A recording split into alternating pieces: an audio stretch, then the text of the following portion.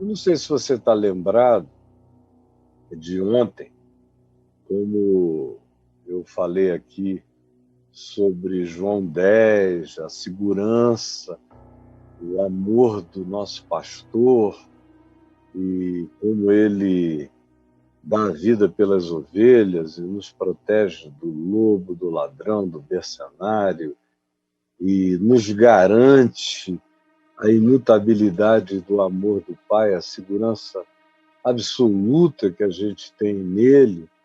Enfim, não sei se você está com isso tudo vivo dentro de você, eu espero que esteja. Mas hoje, no texto que já deve estar aparecendo aí na tela, o quanto antes vai entrar um texto de João 10, de 28 a 39, e é aí que eu quero que você me acompanhe, a sequência do que eu disse ontem. E aqui a gente tem algumas coisas que eu quero pontuar sem enfatizar demais, mas eu quero que você preste atenção. E o que está dito aqui é o seguinte: Jesus dizendo, eu andei um pouquinho mais para diante só para recuperar a sequência de ontem. Jesus falando sobre as suas ovelhas que ouvem a sua voz, ele diz, eu as conheço e elas me seguem. Eu as conheço e elas me seguem. E aí ele diz, eu lhes dou a vida eterna, as suas ovelhas. Jamais perecerão eternamente, jamais. Não precisa ter medo de absolutamente nada. Jamais perecerão eternamente. E ninguém as arrebatará da minha mão. Ninguém significa ninguém. Ninguém as arrebatará da minha mão. Nem diabo, nem forças, nem culpas, nem acusadores, nem unanimidades religiosas que se juntem contra você vão apenas perder tempo, porque ninguém, Jesus disse, ninguém, nem a soma dos ninguéms, as arrebatará das minhas mãos, absolutamente ninguém. Aí ele diz, aquilo que meu Pai me deu é maior do que tudo. É prioridade absoluta, as minhas ovelhas são prioridade absoluta. E da mão do Pai ninguém pode arrebatar. Ninguém pode arrebatar das minhas mãos e ninguém pode arrebatar das mãos do Pai, porque elas estão num nível de prioridade de cuidado, que não há poder nessa existência que possa se interpor. Ninguém as pode arrebatar. E aí, como das mãos dele ninguém pode arrebatar, e das mãos do Pai ninguém pode arrebatar, obviamente tem uma conexão, tem uma ação comum. Ninguém pode arrebatar das minhas mãos, diz ele, e ninguém pode arrebatar das mãos do meu Pai. E aí ele conclui dizendo, eu e o Pai somos um. Aí o verso 31 diz, novamente pegaram os judeus em pedra para lhe apedrejar. Novamente, porque toda hora eles pegam em pedra. É uma coisa extraordinária a vocação que a religião tem, andar com pedra na mão. É um negócio extraordinário. Pedra é o que está mais próximo de corações de pedra. Corações de pedra carregam pedras nas mãos. É uma proximidade extraordinária, como corações empedrados andam com pedra na mão. Então, pedra está na mão, pedra está na mão. Quase assim, você tem uma pedra aí? Tem, por quê? Está precisando de alguma? Manda uma para mim aqui que eu estou com um cara para jogar na cara. Aí começa aquela briga. Até você não quis a minha pedra, não? A minha pedra é melhor do que a pedra dele. Porque até sobre quem tem pedra melhor para jogar nos outros, eles discutem. É impressionante a relação da religião com as pedras. Eles nascem de tábuas de pedra, com mandamentos de pedra, que geram e produzem coração de pedra, e eles carregam pedras, e a relação deles com as pessoas é mais facilmente definida com o fato de que tem umas a serem apedrejadas e outras que, por enquanto, não. Mas o vínculo da religião com pedras é uma coisa assombrosamente complexo, muito complexo e próximo. Então, novamente, pegaram em pedras para lhe atirar. Meu Deus, parece um bando de menino.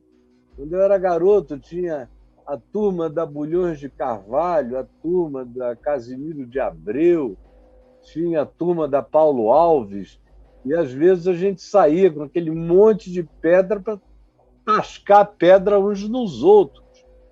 É mais ou menos essa a maturidade do espírito religioso.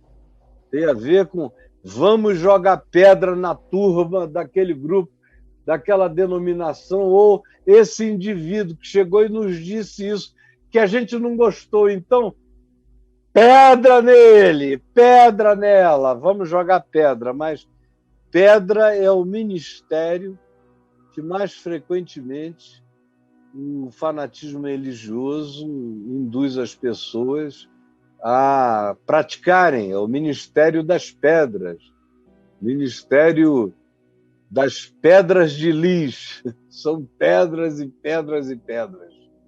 Meu Deus! Por isso é que tendo tantas pedras, constroem tantas torres, porque não falta pedra para as atividades dessa moçada. Novamente pegaram os judeus em pedras para lhe apedrejar. Disse-lhes Jesus: tenho-vos mostrado muitas obras boas da parte do Pai.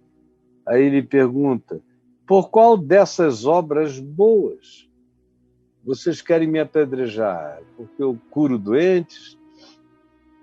Porque eu abri os olhos ao cego de nascença? Porque eu perdoo pecados? E é bom a gente lembrar que aquele episódio aqui da mulher a ser apedrejada, que Jesus interrompeu em João, no capítulo 8, isso também já acontece no templo. Capítulo 8, verso 2, diz que é nos surroundings, no ambiente imediato ao templo, é na área da esplanada, é que Jesus interrompe aquele apedrejamento. E porque templo e apedrejamento também são cenários extremamente correlatos. E aqui a prova disso está manifesta em diversas ocasiões diferentes, e João é prolífero em dizer que, de vez em quando, eles pegam em pedra para apedrejar. Ou é a adúltera, ou é Jesus, pelo que faz, pelo que diz, pelo que realiza. Toda hora, cadê a pedra? Vou jogar nele. E ele disse: tenho feito muitas obras boas. Por qual delas vocês querem me apedrejar? Aí olha a resposta, que é uma coisa extraordinária. Responderam-lhe os judeus: não é por obra que te apedrejamos, não é porque tu abriste os olhos aos cegos. Mentira. Só não podiam fazer isso porque o que eles iam fazer? Abrir os olhos aos cegos, vamos apedrejá-lo? Não dava, tinha que ter algum intervalo, tinha que ter alguma discussão, tinha que ter algum aspecto abstrato entre o abrir os olhos ao cego de nascença e o apedrejamento.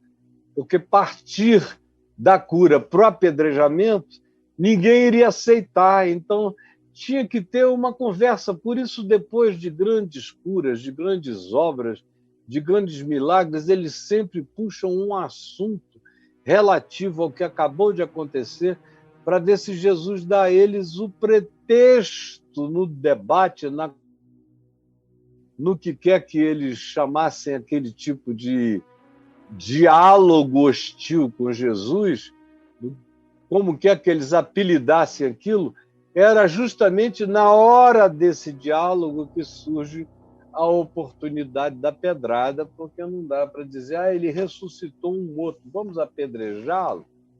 Não. Tem que ser sobre a interpretação da cura é que pode surgir o apedrejamento. E aqui no contexto antecedente é tudo muito bom para apedrejamento, porque ele diz, eu sou o bom pastor da vida pelas ovelhas, e aquele que não entra por mim é ladrão, é salteador, é mercenário, é lobo. Todos os que vieram antes de mim e que não entraram por esse padrão aqui do amor, da misericórdia, do que eu estabeleço, do que a porta estabelece, a porta do Evangelho, a porta da graça, todos os que não entraram por esse caminho, todos os que não carregaram o espírito do que eu apresentei, ele disse, são ladrões e salteadores, mas as ovelhas não lhes deram ouvidos. E ele vai narrando e trazendo a conclusão para esse fato de que o verdadeiro cuidado era o que ele oferecia, e aquele cuidado era absoluto, porque ele estava disposto a dar a vida dele por essas ovelhas, a dar a vida pelas ovelhas. E os judeus que estão ali à volta vão ouvindo. Aí ele vai dizer, ninguém tira essas ovelhas das minhas mãos. Quem é meu, e não tem poder nem no céu, nem na terra, nem debaixo da terra, para afastar esses que são meus de mim. Não tem. E o que eles vão dizer? Aí eles dizem, esses que o Pai me deu estão acima de tudo, acima de todos. Ninguém os arrebata da minha mão e nem da mão do Pai, porque eu e o Pai somos um. A eles, oba! Chegou a oportunidade. Tragam as pedras. Aí Jesus diz, por qual das obras que eu fiz e que eu faço é que vocês vão me apedrejar? Aí eles disseram, não é pelas obras, é pela heresia, é pela blasfêmia, é por você ter dito isso, que tu e o Pai são um. É por isso. Aí Jesus lhes responde, não é por obra. E eles dizem, não é por obra que te apedrejamos, e sim por causa da blasfêmia, pois, sendo tu homem, te fazes a ti mesmo Deus. Replicou-lhes Jesus, não está escrito na vossa lei, eu disse, sois deuses? Está escrito ou não está escrito? E eles não podiam negar que estava escrito. Estava no Salmo 82, 6. A referência estava lá, e eles eram biblicistas.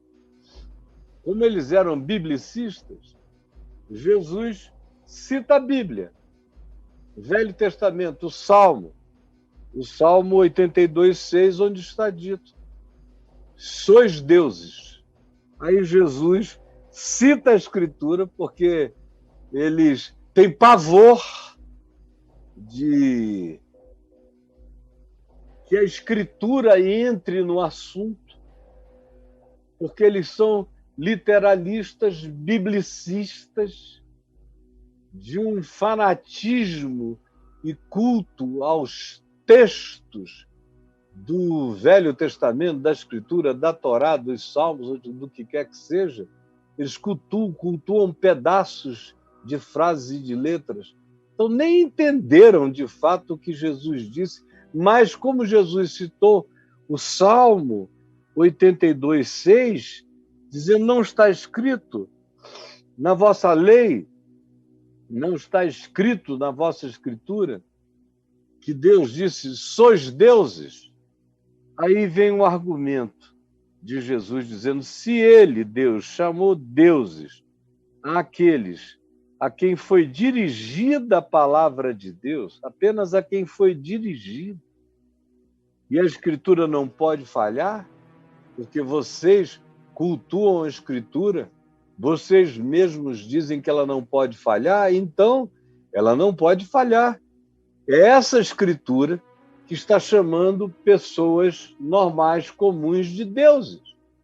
E se aqueles a quem a palavra de Deus é dirigida, é pregada, são chamados de deuses por estarem recebendo a palavra que é de Deus, aí Jesus vem com um argumento que eles não têm nem cabeça para começar a pensar. Então, daquele a quem o Pai santificou e enviou ao mundo, dizeis: tu blasfemas, porque eu declarei, sou filho de Deus? Ora, se aqueles a quem a palavra é pregada, acerca desses se diz, sois deuses, quanto mais desse a quem o Pai santificou e enviou. Qual é o problema de que ele seja visto e entendido como sendo, de fato, o Filho de Deus? Vocês não têm nenhum problema quando a palavra que é pregada a vocês os santifica de tal modo que se diga acerca de vocês que sois deuses.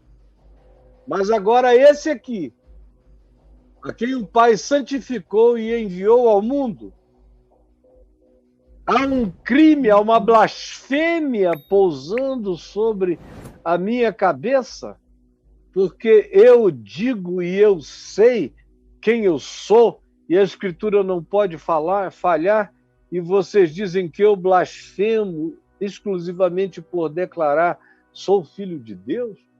Tem alguma desproporção aqui em questão. Vocês não querem pensar a respeito? Mas pensar, eles não sabem, eles não querem, eles desaprenderam. Quem anda carregando pedras para jogar em quem pensa diferente é gente em cuja cabeça o pensamento está frisado, está congelado. Eles tiveram uma espécie de meningite espiritual no cérebro espiritual, travou, coagulou tudo na mente desses indivíduos. Aí Jesus prossegue e diz: se eu não faço a obra do meu Pai, então não me acrediteis. Não precisam acreditar. Se eu não faço a obra de Deus, a gente tem que começar a levar a sério é a pessoa que vive e faz a obra de Deus em tudo que faz e realiza. Jesus disse: se eu não faço, não me levem a sério, não me acreditem. Mas se eu faço e não me credes, crede ao menos nas obras de Deus que eu estou fazendo, e vocês não podem negar. Tanto é que vocês não podem negar que vocês não quiseram discutir sobre as obras que faz. Vocês quiseram se agarrar num aspecto de palavra e de interpretação doutrinária. Foi aí que vocês quiseram se agarrar, porque vocês não têm nada a dizer sobre o que eu faço. Porque o que eu faço é incontestavelmente carregado do DNA do meu Pai. Mas vocês não querem entender uma pessoa pelo que ela vive, pelo que ela pratica, pelo que ela realiza, por quem ela demonstra ser pelos seus atos. Isso vocês não querem. Vocês não querem compreender uma pessoa a partir do seu fruto. Vocês querem discutir palavras, vocês querem fazer exame de fimose literária, vocês querem esse tipo de encontro e de confronto.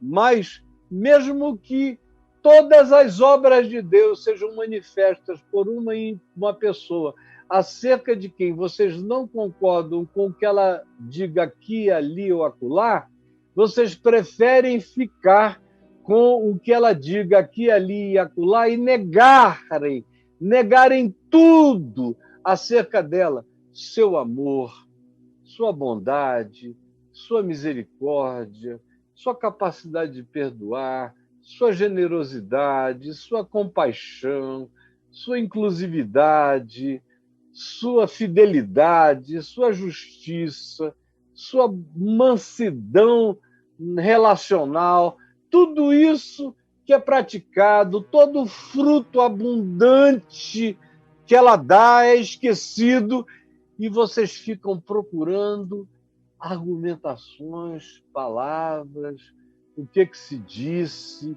em algum momento para acusarem essa pessoa de blasfema, enquanto vocês não têm nada para dizer sobre a vida dela. Quando, na realidade, a grande blasfêmia não é o que se diz. A grande blasfêmia é o que se faz. E para Jesus, em Mateus 25, a grande blasfêmia era o que se deixava de fazer, se podendo fazer. Era a omissão, era vendo com fome, não dá de comer, vendo com sede, não dá de beber, vendo nu, não vestir, vendo preso, não visitar, vendo enfermo, não ir ver, podendo visitar, podendo vestir, podendo dar de beber, podendo socorrer, podendo acolher, podendo, não é não podendo. Essa é a grande blasfêmia, é o que a gente pode e decide não fazer. Essa omissão que diz eu não fiz nada, te condena, porque você podia e não fez nada. Mas você prefere discutir palavras. Você ouviu o que ele disse? Você não ficou chocado, não, com o que ele disse, com o que ela disse? Aí, se alguém pergunta, mas o que ele tem feito? Você não tem absolutamente nada para dizer, porque não tem nada a ser dito, tudo que se tem feito é bom. Então, cala a boca! Cale essa.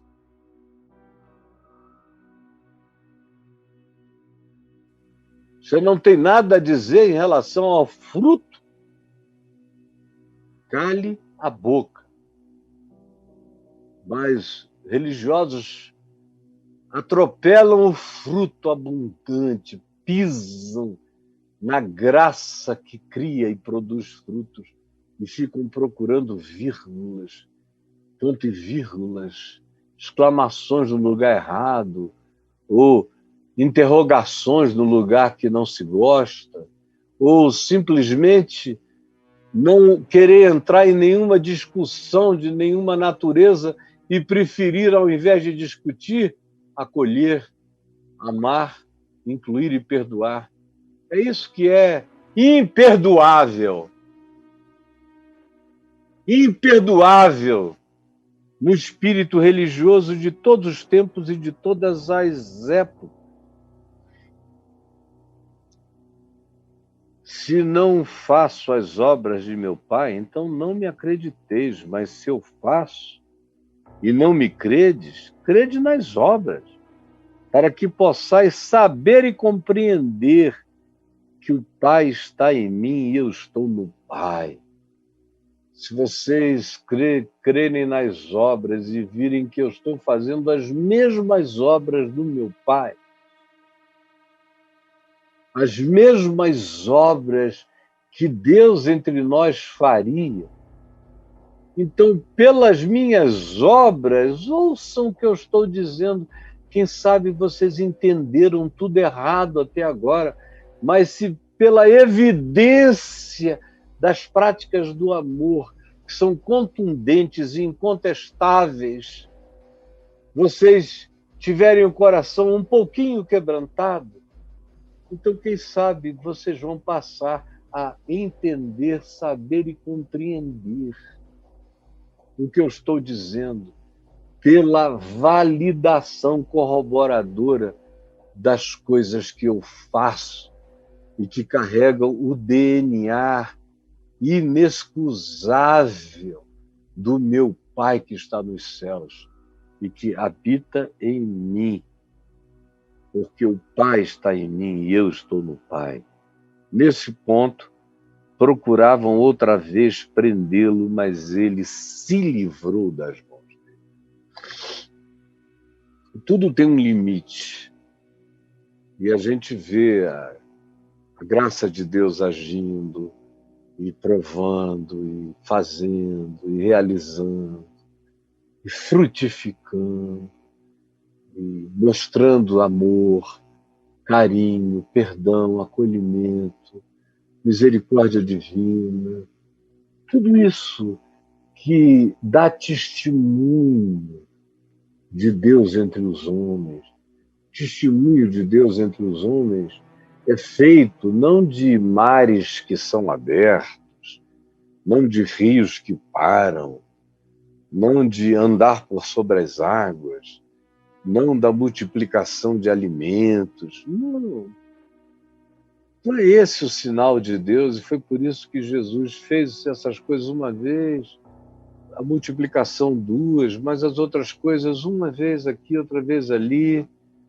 Aquilo que dizia respeito à pessoa humana, ele foi mais prolífero na realização porque aliviava dores, mas ele nunca aceitou que isso fosse visto como sinal de que Deus estava nele. Deus está nele, ele diz o tempo todo, é por causa da manifestação desse amor que está em mim pelos seres humanos. E pela verdade dessa palavra que traz segurança absoluta de que cada um é amado e aquele que pega em pedras é amado também, mas está se privando da experiência do amor de Deus.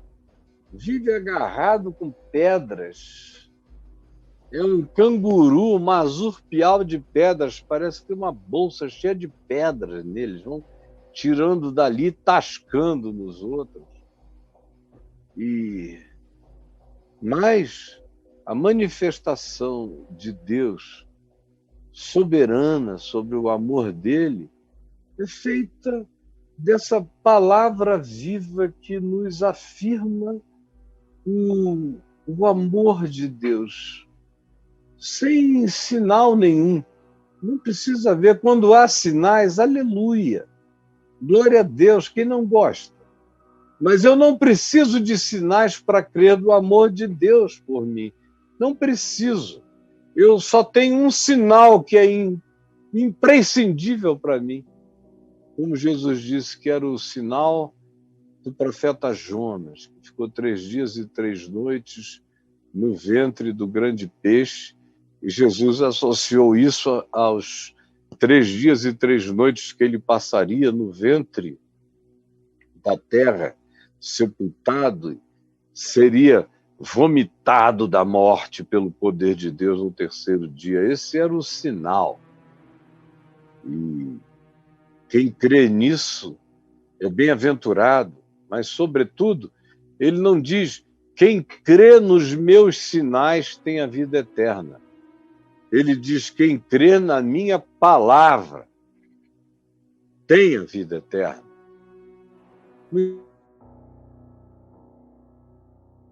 Do limite aqui embaixo do sol. E nós estamos diante de um desses limites, que é quando esse pessoal que vê obras de amor e vê palavras e ouve palavras de graça o dia inteiro, mas vive insistindo na pedra. Como é que eu faço para acertar esse cara? Será que daqui eu consigo? Tem um limite. Chega uma hora em que você vai conhecer o limite. E olha só qual é o limite manifesto aqui. Aí Jesus diz: escuta, por qual dessas minhas obras vocês me apedrejam? Eles dizem: não, não é pelas obras, é pelo que tu estás falando. Aí Jesus diz: olha, se não faço as obras do meu Pai, não me acrediteis, mas se eu faço e não me credes, o problema é sério. Deverias pelo menos crer nas obras.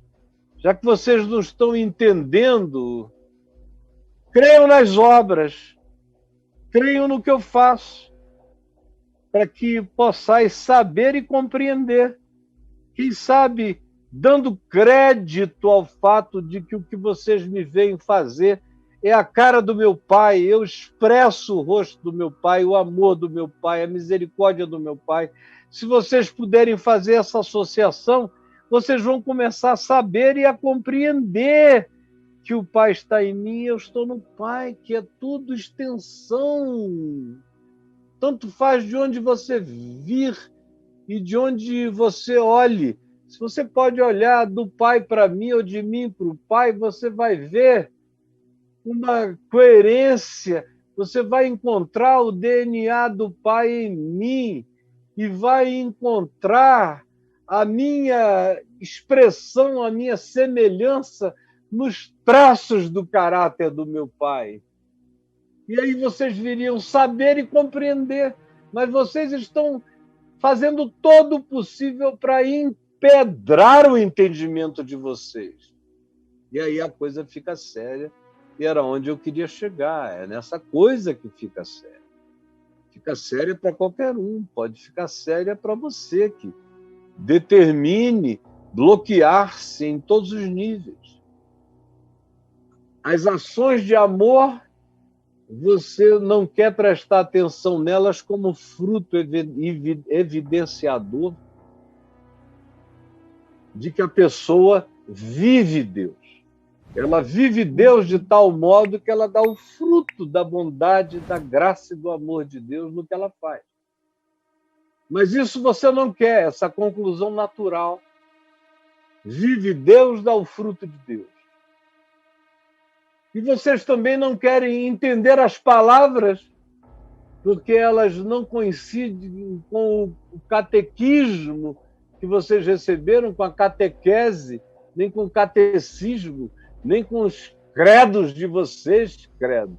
Enfim, e aí vocês se colocam numa posição perigosíssima, porque vocês não se deixam acessar pelo amor de Deus por nenhuma via. Vocês não comem do fruto para provarem a doçura divina nele, e vocês dizem que não compreendem as palavras porque elas são blasfêmias. Mas se vocês crescem no fruto, vocês entenderiam as palavras. E se vocês entendessem as palavras, vocês usufruiriam do fruto. E aí vem a parte perigosa, que é essa do verso 39, que diz nesse ponto, preste atenção aqui para mim, nesse ponto, é muito ruim quando chega nesse ponto. Mas esse ponto chega. Esse ponto chega. Como diz o livro de Provérbios, no capítulo 29, no verso 1, que o homem, que muitas vezes, o homem, mulher, claro, né? Eu não vou ficar aqui dizendo todos e todas, porque é muito cansativo, muito politicamente correto, muito sacal. Todo mundo sabe que são todos e todas. Então, por favor, me poupe, porque eu não vou entrar nessa. São genéricos da língua portuguesa que você não vai matar assim, só porque você é complexado ou complexada ou sei lá o quê. Então, todos são todos. Chega nesse ponto. Nesse ponto. Que ponto é esse? As pessoas vão abusando, vão se endurecendo, vão se empedernindo, E tem uma quantidade enorme de pessoas que estão tendo todas as oportunidades do Evangelho, todas as oportunidades, todo dia. Numa semana como essa, de manhã 2h30 e à noite mais 2 horas, 2h30. É uma overdose de Evangelho. Mas tem gente que continua dura. Elas só chegam com pedra. E não importa se você seja uma manifestação maravilhosa do amor, da graça, da inclusão, do abraço, do acolhimento,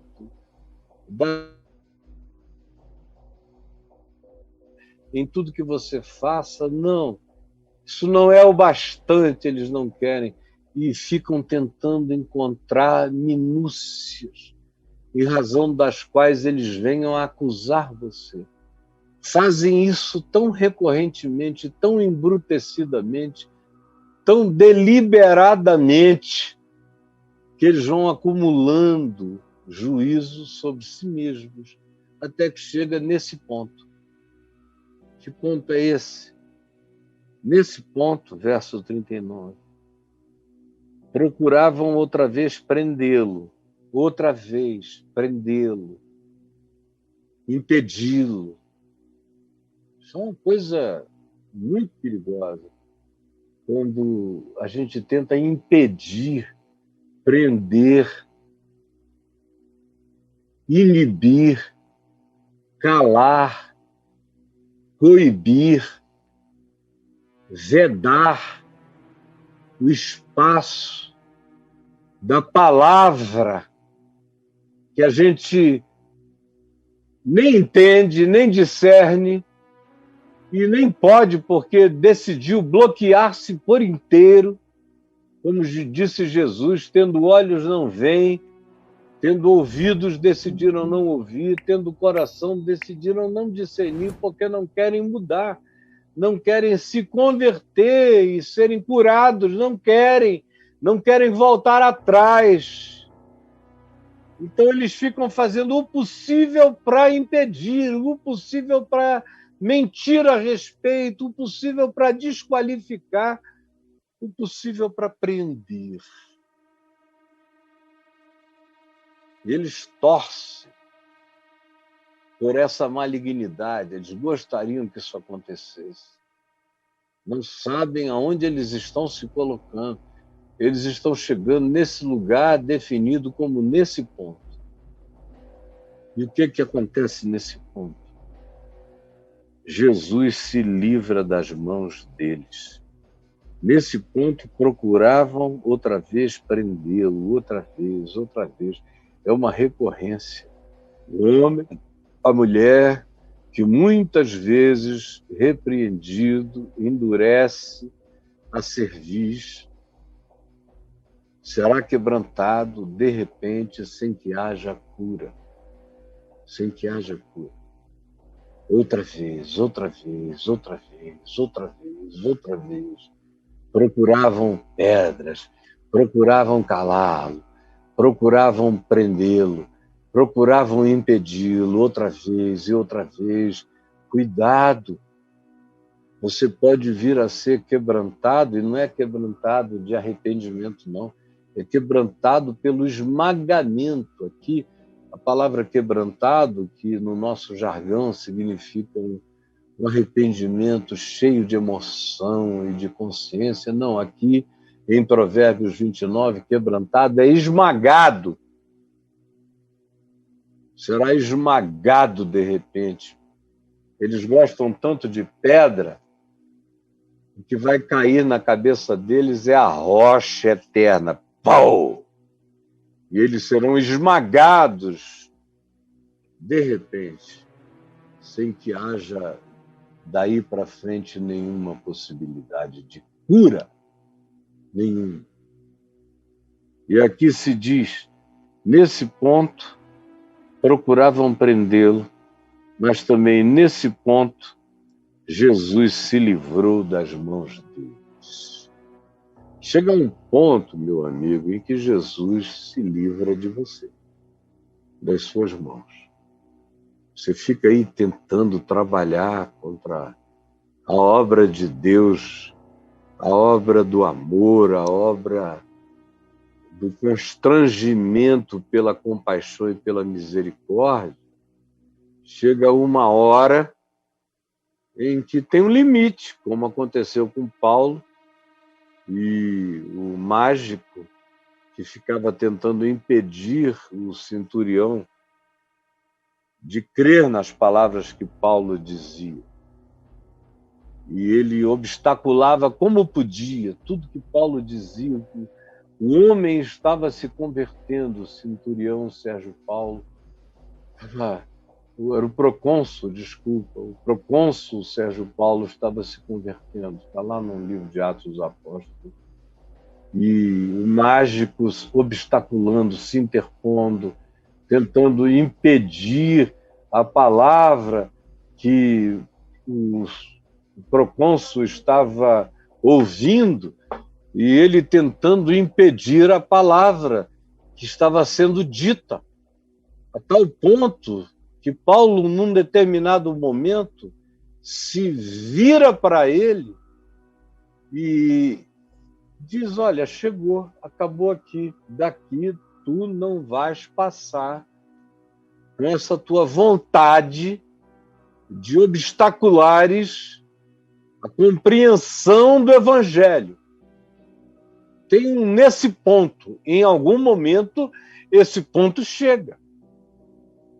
E aí Paulo diz ao mágico algo que você e eu pelo menos nunca mais esqueci desde que eu ouvi a primeira vez na vida.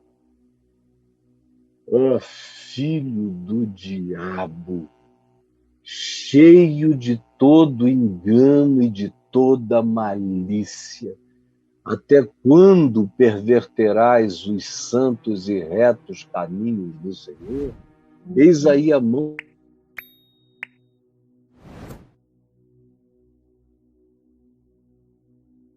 por algum tempo. E aí, na mesma hora, caiu sobre o homem, o mágico, névoa e escuridão. E Elimas, andando à volta, procurava quem o guiasse pela mão, porque a névoa e a escuridão tinham tomado agora definitivamente a mente dele. Ele tinha tido todas as chances de ouvir, de crer e de se quebrantar, mas ele resolveu tentar se interpor e atrapalhar. Aí chega e acontece esse ponto. Esse ponto em que Jesus vai tirando a mão das pessoas. O pessoal querendo agarrá-lo para prendê-lo, ele só vai abrindo a mão assim, ó. Abrindo. O quê? Você está querendo me pegar? Ó. Vai pegando o dedo, vai virando, vai tirando, vai abrindo. Aqui não. Vai arrancando. Quando espiritualmente a gente chega nesse momento, essa é uma hora trágica. Nesse ponto, Jesus se livrou das suas mãos. É quando você está perto bastante para tocar, mas Jesus faz questão de estabelecer uma distância eterna entre a sua oposição e ele. Ele vai arrancando mãos. Tem algumas pessoas aqui que espiritualmente estão vivendo esse momento em que ele foi arrancando mãos de sobre ele. Eu não quero que ele jamais me coloque na condição desses, onde ele intervém dizendo: tira a mão daqui, deixa de tentar tocar em mim pelas razões negativas, estou arrancando você de perto de mim. Chega. Ser humano, vou repetir, que muitas vezes repreendido, endurece a cerviz, terá as suas mãos arrancadas. terá e verá a sua impossibilidade de chegar perto. Não toca mais, não chega mais nem perto. Chega esse ponto em que ele arranca as mãos da prepotência humana, e aí você fica vendo e sabendo que não importa mais o argumento teológico, doutrinário, nem o que você queira trazer como obstáculo, ele tirou a sua mão de sobre qualquer acesso. Você não tem mais acesso. Ninguém que haja assim terá mais acesso. Chega uma hora em que a gente se torna inimigo do Evangelho, inimigo da cruz de Cristo, inimigo do amor de Deus, inimigo da graça. E esse é um lugar, e essa é uma hora, esse é um ponto que a gente tem que evitar na nossa existência de qualquer maneira. Para isso é necessário que a gente não discuta com Deus. Aprender, é preciso aprender. Chega essa hora em que você vai ter tudo em você arrancado, os acessos que você achava que podia ter, as proximidades, nem que fosse para perturbar, você as perde. Esse é um início de inferno. É quando Jesus vai arrancando as nossas mãos, dizendo, não, você não. Chega.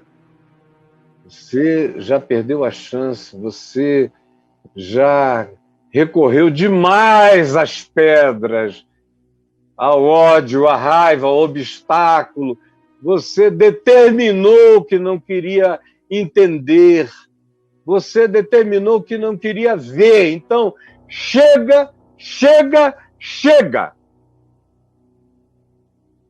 Finito.